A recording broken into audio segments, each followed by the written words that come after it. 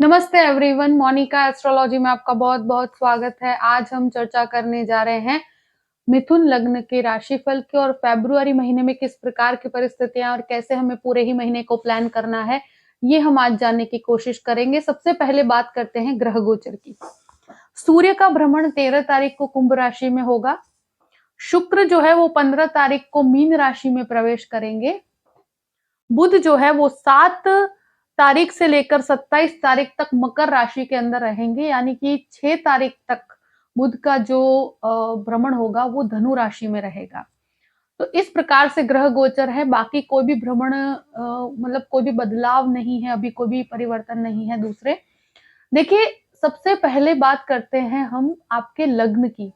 तो लग्न मिथुन है और मिथुन लग्न का स्वामी बुध है, जो 6 तारीख तक आपके 6th हाउस में रहेंगे और 7 तारीख को वो भ्रमण करेंगे आपके अष्टम भाव में।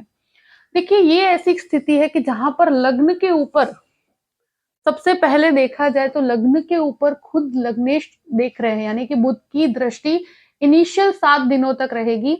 तो देखिए, अगर कोई भी कार्य आपका बड़ा आप करना चाहते हैं या आप कोई नया बिजनेस भी शुरू करना चाहते हैं, तो 6 तारीख तक की परिस्थितियां बहुत ही कंफर्टेबल है। और दूसरे प्लैनेटरी पोजीशंस को देखा जाए तो डिसीजन मेकिंग आपका बहुत प्रोमिनेंट रहेगा उस समय पर।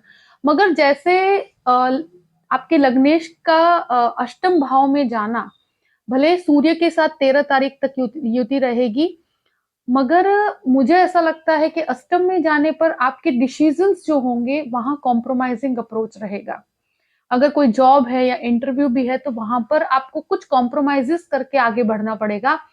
बाकी कोई बड़े डिसीजंस अगर लेना चाहते हैं, कोई बिजनेस को शुरू करना चाहते हैं या कोई भी ऐसा निर्णय है जो लेना चाहिए आपको, मगर इस समय के अंदर मुझे लगता है कि आप ले नहीं पाएंगे, कुछ असमंजस रहेगा और दुविधा रहेगी। तो ये अष्टम भाव में जाने पर इस प्रकार की परिस्थितियां रहती है। अब बात करते हैं द्वितीय भाव की। द्वितीय भाव पर गुरु की पूर्ण रूप से दृष्टि है और बुध की भी एक तरह से दृष्टि रहेगी। 13 तारीख तक सूर्य की भी दृष्टि रहेगी। तो यहाँ मोस्टली देखा जाए तो गुरु और बुध का भ्रमण आपके सेकंड हाउस को सबसे ज्यादा अफेक्ट कर रहा है।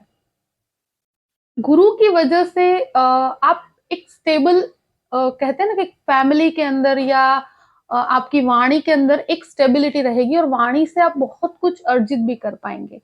और जो लोग फाइनेंस से जुड़े हुए हैं उन लोगों के लिए बहुत अच्छा है। जो लोन डिपार्टमेंट में काम करते हैं उन लोगों के लिए और इंश्योरेंस वालों के लिए भी बहुत अच्छी परिस्थिति है ये। देखिए, फैमिली में चीजों को आप रिजॉल्व भी कर पाएंगे। तो ये एक मेरे हिसाब से देखा जाए तो परिस्थितियां बेहतर परिणाम देगी। जो सॉल्यूशंस नहीं आ पाए थे वो धीरे धीरे आएंगे और मुझे लगता है कि फैमिली में वाणी के अंदर भी काफी सुधार है। सेविंग्स के अंदर भी आपके काफी अच्छी बढ़ोतरी होती मुझे नजर आती है। तृतीय भाव की बात करते हैं। तृतीयेश जो है सूर्य है और इनिशियल स्टेज पर 13 दिन तक सूर्य अष्टम भाव में रहेंगे और फिर आपके नवम भाग्य स्थान में उसका भ्रमण रहेगा। तो ये एक ऐसा महीना है कि जहां आपके अंदर पराक्रमी वृत्तियां बहुत ज्यादा रहेगी। कोई भी चीज इनिशिएट करना, कोई भी चीजों में नई टेक्निकल चीजों को सीखना, प्लस आप ट्रैवलिंग या टूर ट्रैवलिंग का बिजनेस करते हैं, बिजनेस से रिलेटेड कुछ ट्रैवलिंग करना चाहते हैं या जॉब में है, तो वहां पर भी आपका ट्रैवलिंग काफी अच्छा रहेगा। और यहाँ 13 तारीख के बाद सूर्य की भी दृष्टि, खुद अपने घर को जब सूर्य देखते हैं तो वहां पर 100% आपके पराक्रम में वृद्धि होगी। और कोई भी इनिशिएटिव लेना चाहते हैं, नई चीजों को सीखना चाहते हैं, तो वहां पर आपके लिए बहुत ही अच्छी परिस्थितियां हैं। देखिए, भाई बहनों के साथ आपके संबंधों में थोड़ी सी शांति बना के रखनी पड़ेगी या चाइल्डहुड फ्रेंड्स के साथ भी आपको कोई भी डिस्प्यूट में नहीं पड़ना चाहिए। 13 तारीख के बाद इस चीज का खास ध्यान रखना। अगर कोई हेरिडिटी से कनेक्टेड प्रॉपर्टी का कोई केस चल रहा है या ऐसा कोई भी प्रॉब्लमेटिक सिचुएशन है, तो आपको जो ब्रदर सिस्टर रिलेशंस है वहां पर थोड़े से विचारों में मतभेद हो सकते हैं, क्लैशेस हो सकते हैं, क्योंकि सूर्य शनि की युति है तो वहां पर ये परिस्थितियां क्रिएट होती है। तो वहां आप थोड़ा शांति बना के रखिएगा 13 तारीख के बाद। अब बात करते हैं आपके चतुर्थ भाव की। चतुर्थेश बुध जो है वो इनिशियली 6 दिन तक आपके सप्तम भाव में, उसके बाद अष्टम भाव में। तो ये एक ऐसी स्थिति है कि जहां पर आपके चतुर्थ भाव में गुरु की दृष्टि और 15 तारीख के बाद शुक्र की भी दृष्टि यहाँ पर पड़ती है। तो कोई भी प्रॉपर्टी लेना चाहते हो, बेचना चाहते हो, ये परिस्थितियों में काफ़ी कंफर्टेबल पोज़ीशन है 15 तारीख के बाद। मगर मुझे ऐसा लगता है कि कुछ रिनोवेशंस या कुछ हेरिडिटी से कनेक्टेड कुछ प्रॉपर्टी से रिलेटेड वार्तालाप हो सकती है, उससे कनेक्टेड चीज़ों में आप सॉल्यूशंस की तरफ आगे बढ़ेंगे। और इस प्रकार की चीज़ों में क्योंकि लग्नेश अष्टम भाव में है, तो ऐसी कुछ भी मैटर है, तो वहाँ पर आप अनिर्णय की स्थिति में रहेंगे कि करा जाए, ना करा जाए, तो 27 तारीख तक इन चीज़ों के अंदर दुविधा है। मगर मुझे लगता है कि आप डिसीज़न लीजिएगा तो बहुत अच्छा रहेगा आपके लिए और 15 तारीख के बाद ये डिसीज़न्स के लिए काफ़ी अच्छा बेस तैयार हो रहा है। और माता के स्वास्थ्य को लेकर भी इस महीने 7 तारीख के बाद थोड़ा-सा सँभलने की स्थिति है। बहुत ज़्यादा घबराने की स्थिति नहीं है क्योंकि गुरु और शुक्र दोनों ही देखते हैं तो 15 तारीख तक 15 तारीख के बाद की परिस्थितियाँ आपके लिए मन में काफ़ी शांति महसूस होगी आपको। मगर डिसीज़न्स में एक असमंजस रहेगा, क्लैरिटी नहीं रहेगी। ये चीज़ ज़रूर मैं कहूँगी। आप अगर चाहे तो किसी एक्सपर्ट का एडवाइस लेकर कार्य कीजिए तो आपको और भी ज़्यादा अच्छा रहेगा। तो उससे आपके डिसीज़न्स को एक क्लैरिटी मिल पाएगी। आपके पंचम भाव की। पंचम भाव का स्वामी शुक्र है जो भाग्य स्थान में और बाद में आपके दशम स्थान में और यहाँ केतु का एक योग चल रहा है अभी। तो ये एक ऐसी स्थिति है कि शुक्र और शनि की युति बनेगी और मुझे लगता है कि अगर कोई भी प्रकार का आप आर्किटेक्चर है या आईटी प्रोफेशन में जाना चाहते हो, इंजीनियरिंग के अंदर जाना चाहते हो, टेक्निकल चीज़ों को सीखना चाहते हो, तो ये एक ऐसा समय है कि जहाँ पर आप ये चीज़ों को सीख पाओगे और कोई भी कोर्स को बीच में से मत छोड़िएगा। इस चीज़ का आपको बहुत ध्यान रखना पड़ेगा। मास्टर्स की तरफ जाना चाहते हैं तो भी ये युति बहुत ही हेल्पफुल रहेगी। और यहाँ पर क्या होता है भाग्य का भी सपोर्ट आपको एजुकेशन में बहुत अच्छा प्राप्त हो रहा है। और स्पेशली बाद में 15 तारीख के बाद जो दशम भाव में गुरु के साथ युति है, तो टीचिंग सेक्टर वालों के लिए भी बहुत ही अच्छी परिस्थिति बनती है। देखिए यहाँ पर मैं एक चीज़ ज़रूर कहूँगी कि यहाँ पे जो भी चाइल्ड एक्सपेक्ट कर रहे हैं उनको भी थोड़ा-सा अपने स्वास्थ्य का ध्यान ज़रूर रखना पड़ेगा और स्पेशली 15 तारीख तक इस चीज़ का ध्यान रखिएगा, बाद में बहुत घबराने की परिस्थिति नहीं है। ये एक ऐसी सिचुएशन है कि जहाँ पर स्टॉक मार्केट के अंदर भी आपको काफ़ी अच्छे रिटर्न प्राप्त होंगे। तो अभी कोई भी इन्वेस्टमेंट करते हैं, तो वहाँ आपको काफ़ी फाइनेंशियल ग्रोथ मिलेगा। जो भी स्टॉक मार्केट के अंदर आप हैं, तो मुझे लगता है कि इस महीने में आपको काफ़ी बेनिफिशियल रिजल्ट्स मिलेंगे। अब बात करते हैं 6th हाउस की। 6th हाउस का अधिपति मंगल होकर 12th हाउस में है और खुद के घर को देखते हैं तो लोन्स को थोड़ा अवॉइड कीजिए क्योंकि मुझे लगता है कि यहाँ अभी कोई भी लोन लेने पर आपको बहुत ज़्यादा बेनिफिट्स नहीं है। उसको पे ऑफ करने में बहुत प्रॉब्लम्स आएगी, तो इस चीज़ का ध्यान रखना है। हेल्थ रिलेटेड इश्यू में ब्लड प्रेशर से कनेक्टेड छोटी-मोटी प्रॉब्लम्स हो सकती है। लग्नेश अष्टम में है तो बहुत ज़्यादा थॉटफुल बना देता है, स्किन इश्यूज़ देता है। तो थोड़ा-सा अपने जो कहते हैं ना कि स्ट्रेस लेवल को कम कीजिएगा, बाकी बहुत ज़्यादा घबराने की स्थिति नहीं है। यहाँ कोई भी प्रॉब्लम होती है ब्लड प्रेशर से कनेक्टेड तो वहाँ पर थोड़ा अपने स्वास्थ्य का ध्यान रखिएगा, शत्रु आप पर हावी नहीं हो पाएँगे। अब बात करते हैं सप्तम भाव की। सप्तमे शुक्र होकर दशम भाव में और सप्तम भाव में बुध का भ्रमण है। यहाँ पति पत्नी के संबंधों में पहले से बेटरमेंट होगा, बहुत घबराने की स्थिति नहीं है। मगर एक चीज मैं जरूर कहूंगी कि मंगल की भी दृष्टि यहाँ पर है, इस वजह से कोई भी प्रकार का ईगो क्लैश ना हो, इस चीज का ध्यान रखिएगा। और स्पेशली बिजनेस के अंदर भी आप कोई भी नई पार्टनरशिप में जाना चाहते हैं, 6 तारीख के पहले मतलब 7 तारीख के पहले-पहले अगर पार्टनरशिप करते हैं तो अच्छा है। उसके बाद भी आप पार्टनरशिप कर सकते हैं मगर मतलब आपकी तरफ से मुझे लगता है डिसीजंस में असमंजस रहेगा, किया जाए या ना किया जाए। मगर मुझे लगता है करना चाहिए, अगर कोई भी प्रकार का बिज़नेस अपॉर्च्युनिटी है उसको एक्सेप्ट कर सकते हैं। यहाँ आप अपनी पत्नी की एडवाइस लेकर भी कार्य करते हैं तो बहुत अच्छा है, या पति-पत्नी कोई भी हो सकता है, जो भी लाइफ पार्टनर है उससे। और यहाँ पार्टनरशिप के अंदर आपको काफ़ी फ़ायदा होगा और ये गुरु की पोजीशनिंग की वजह से बिज़नेस के अंदर एक फाइनेंशियल रोटेशन बहुत अच्छा रहेगा। तो इनकम के पॉइंट ऑफ व्यू से बहुत अच्छी परिस्थिति है। थोड़ा आपका एक्सपेक्टेड लेवल नहीं मैच हो पाएगा क्योंकि लग्नेश की स्थिति डाउन है। तो यहाँ आपके एक्सपेक्टेशंस के हिसाब से थोड़ा कॉम्प्रोमाइजिंग अप्रोच होगा, मगर ये एक ऐसी सिचुएशन है कि जहाँ पे भी है वहां स्थित होकर आगे बढ़ने में बहुत ज्यादा फायदा है। 8th हाउस की बात करते हैं, अष्टम भाव में बुध है और सूर्य 13 तारीख तक यहाँ पर है। अष्टम में एक रिसर्च ओरिएंटेड वर्क अगर आप करते हैं तो वहां टेक्निकली आपको बहुत ही परफेक्शन की तरफ लेकर जाएगा, मगर ये अष्टम में जाने पर व्यक्ति को बहुत अति विचारशील बना देता है।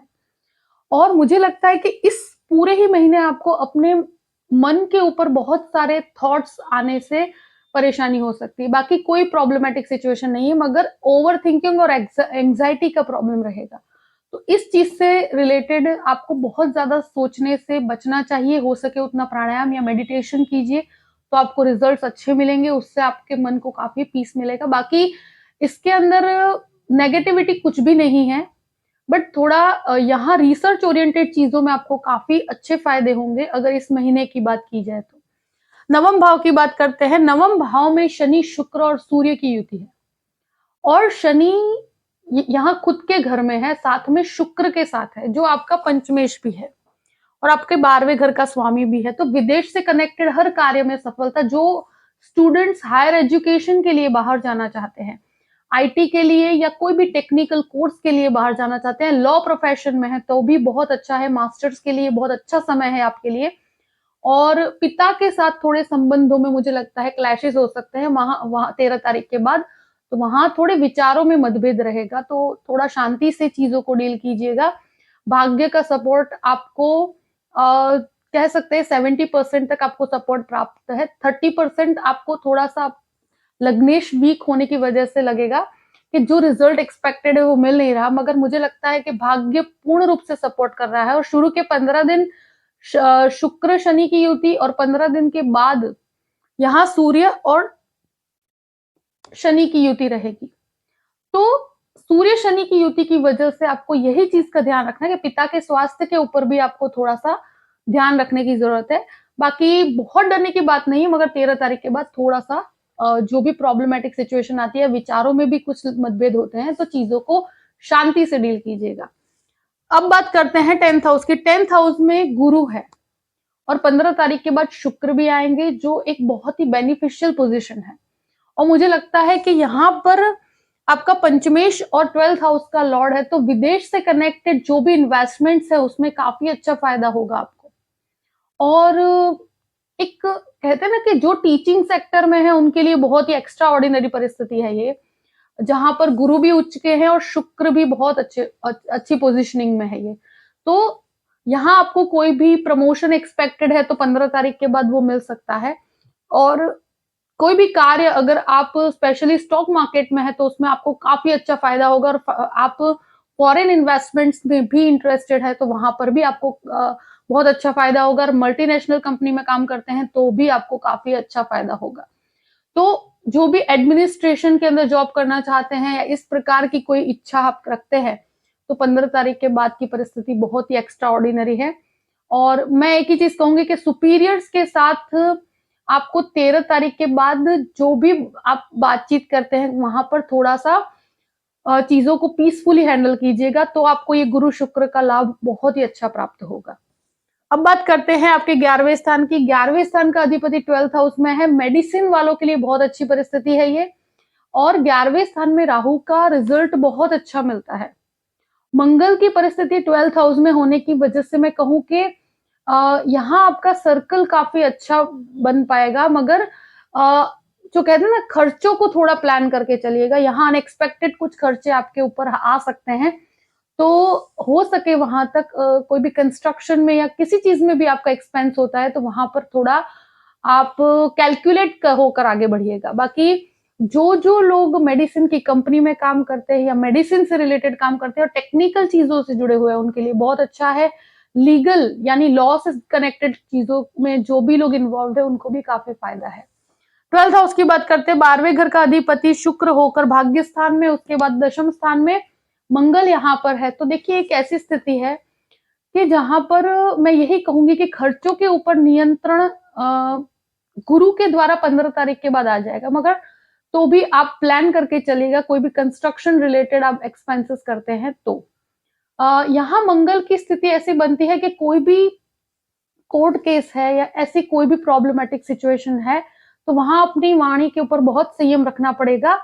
पहले से रिलीफ है, मगर फिर भी मैं यही कहूंगी कि जब तक जो शुक्र की पोजीशनिंग गुरु के साथ है तो वो बहुत बेनिफिशियल है, और उसके पहले आप थोड़ा सा चीजों को लेकर बहुत शांति से हैंडल कीजिएगा तो अच्छा रहेगा।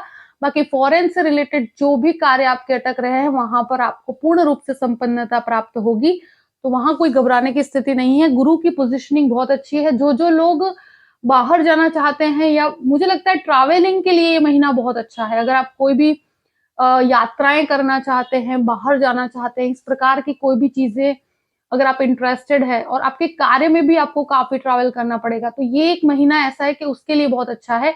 मगर लग्नेश अष्टम में जाने की वजह से थोड़ा सा असमंजस रहेगा, दुविधा रहेगी, अनिर्णय की स्थिति रहेगी। तो आपको किसी न किसी की एडवाइस लेकर कार्य करते हैं तो आपके लिए काफी बेनिफिशियल रहेगा, अगर आप डिसीजन नहीं ले पा रहे हैं तो। देखिए, जो भी परिस्थिति है मैंने आपके सामने रख दी है। आई होप कि ये वीडियो आपको पसंद आया होगा। पसंद आए तो लाइक भी कीजिएगा और सब्सक्राइब भी कीजिएगा।